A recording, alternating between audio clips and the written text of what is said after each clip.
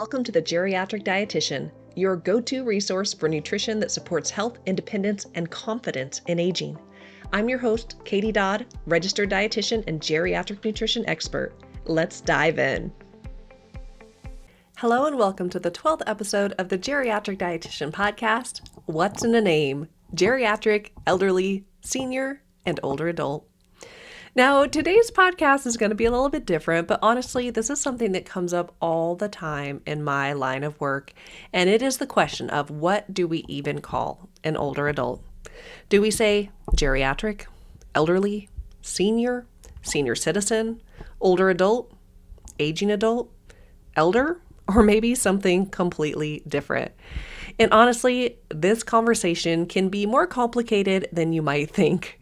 Because depending on where you work, some of these words might sound respectful, others might sound disrespectful, some might sound outdated, and others might sound downright offensive depending on who you are, your background, and all of the things.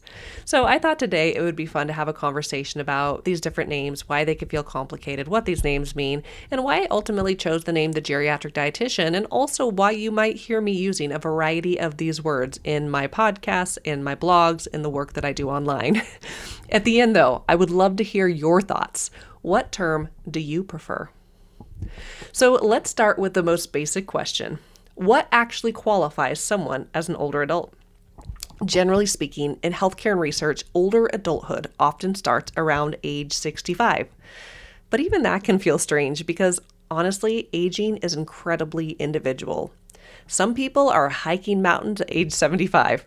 Others may need significant medical support much earlier. So even defining older adult can feel a little bit fuzzy. Honestly, many people don't feel old at 65, 75, or even 85. My parents are currently in their 70s, and honestly, they don't feel that old to me. And this is probably why these terms can feel so personal about how we feel or how we perceive others. So let's talk about a few of the words, starting with the word geriatric.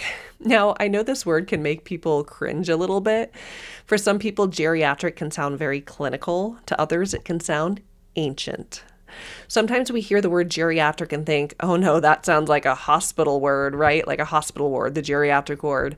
But in healthcare, the word geriatric simply refers to the medical specialty focused on aging and older adults. This is why I called ultimately my brand the Geriatric Dietitian. It's actually tied to my specialty and my credentials. I am a board certified specialist in gerontological nutrition, which focuses on the specialty of nutrition and aging. You'll encounter gerontologists. There's all kinds of board certified geriatric specialties for all of the different healthcare professions out there. So for me, the geriatric part comes from professional work. But I'll be honest, when I was creating this brand name back in 2019, that's when I first started my blog, thegeriatricdietitian.com, I went back and forth a lot. I knew that I wanted to provide a website on nutrition for older adults, but I kept going back and forth on the name. Will people connect with the name? Is it too medical? Does it sound too old? But I eventually picked it because I do believe done is better than perfect. It's more about the content in it than the name. But I realized I just had to pick a name. And I picked the Geriatric Dietitian because that's what I was. I was a geriatric dietitian, and it just felt most authentic to my specialty work and all those credentials after my name. So now let's talk about elderly. This one could be pretty disliked, and I get why. A lot of people think elderly can sound frail, weak, helpless, or very old. Sometimes people hear the word elderly and think, that's my grandmother and not me. Now, interestingly, many healthcare organizations have started moving away from using the term elderly altogether, not because it's necessarily wrong, but because that language can invoke people's preferences and all the things. And so anyways, but also kind of on the flip side, though, the term elder can also be a term of respect, right? Respect your elders. It's so nuanced, but I think a lot of people just don't want to be identified as being elderly. Now let's talk about the word senior. And this one feels a little bit friendlier to many people. You might hear a senior center, a fun place to go, a senior discount, who doesn't like saving money, senior living facilities. So for some people, senior can feel more approachable than elderly or geriatric, but then again, not everyone loves that. Also, like, are we talking senior citizens or seniors in high school, right? Some people still might not feel like I'm a senior, especially if they're active in their 60s and 70s and don't want to identify with aging stereotypes. So let's talk about older adult and healthy aging. Personally, when I'm speaking professionally, I prefer, like, my favorite term to use is older adult. It tends to feel a little bit more neutral and respectful. And again, everyone's backgrounds are different. But in healthcare and research, you do hear the term older adult more frequently, but even that term isn't perfect because, I mean, what does older actually mean? Older than who, right?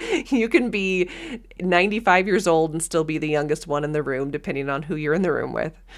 But then there's the term healthy aging, which has also become very, very popular too. And it actually reminds me back to some of my own volunteer experience. I have a lot of pretty extensive volunteer background. And one of the groups that I volunteered on for many years was a group called the Healthy Aging Dietetic Practice Group. This is a national group of dietitians focused on aging.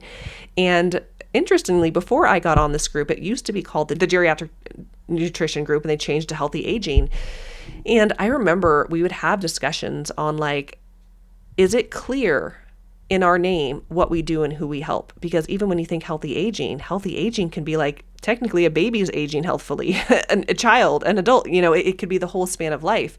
And so I just remember all the conversations we had on, like, is this name clear? Should we change our name again? And golly, it can be pretty darn tricky to find the right term to use that really is clear of what you do, how you help people, and who you're serving. So anyways, I just remember that conversation so long ago, even just started me, the wheels turning in my head, like, oh gosh, how difficult the language around aging can be. So the truth of the matter is, the more I've worked in this field, the more I've realized there just is no one perfect term. Different people connect with different language. Some people strongly dislike the word geriatric. Others don't mind it at all. I mean, you're listening to the Geriatric Dietitian Podcast, so I'm assuming it does not offend you. Other people, you're just not easily offended. It's just a word. Who cares? Some people prefer older adult, senior, aging adult, elder. And, actually, I had a colleague just tell me about a book. I bought it. I haven't read it yet. It's called Elderhood. And I really like that word, elderhood. It's like adulthood, childhood, elderhood, a different season of life. So I'll be reading that book soon because it sounds great. So when I was kind of putting some notes together for this episode, I was just looking up, like, what are some other fun words for what we can say instead of geriatric or senior or elder or anything. And some of my favorites that came up were primetime adult, experienced adult, and seasoned adult. I think my favorite was a seasoned adult. So you might be wondering, why does this even matter? And I think it matters because language shapes how we think about aging. If aging is framed negatively, people may fear getting older instead of embracing healthy aging and longevity. And as a geriatric dietitian, one thing that I really want to focus on is helping people to maintain strength, independence, quality of life, and dignity as they age. Because aging isn't a failure. Aging is a normal part of life. And quite frankly, it is a season to be celebrated. We know that not everyone gets to make it to old age. Aging is a gift. I'm 42 at the time of this recording, and I will say, working in geriatrics for as long as I have been, I am just so grateful for aging. I'm starting to get gray in my hair, and I don't feel the need to rush out and get hair dye. I'm grateful for that gray. I see the lines in my forehead and around my eyes, and I'm grateful for it because I know that it is a privilege to age. So I do want to note here, because my brand is the Geriatric Dietitian, and I mentioned I use that name because that's my credential, right? I'm a board-certified specialist in gerontological nutrition. But you may notice in my brand, on my website, on the podcast, you might see me using multiple versions of the term older adult, geriatric, senior, elder. I don't use elder a lot, but there is a reason I'm doing this. And it is actually more behind the scenes stuff that really isn't too relevant to the podcast, but I just want to bring it up. But there's a strategy that I use on my website called search engine optimization.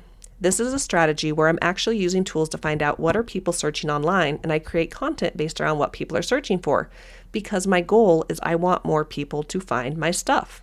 That's what's most important to me, is I want more people to become aware of geriatric nutrition. I want to change the conversation around nutrition and aging and health and all of these things. And so when I'm creating content, if there might be like a title I really want to use, like, oh, this resonates with me, but this one could get me more viewers. I want to reach more people. That is my heart. The more people who could learn about this brand, I know that the more people who learn about it, the more change can be made, the more lives can be impacted. So If you don't love a word that I used, please don't be offended. Again, I'm here to help you, and I'm here to help as many people as I can. So you'll see me use all the different terms. It's really based on what people are looking up online. So in closing, I know this episode was a little bit different from what we've been talking about so far, but I hope it was fun. And so to recap, there are so many terms to use to describe an older adult: geriatric, elderly, senior, older adult. They can carry different meanings and feelings. There's no universally perfect term. And honestly, language around aging continues to evolve. So I would love to hear from you.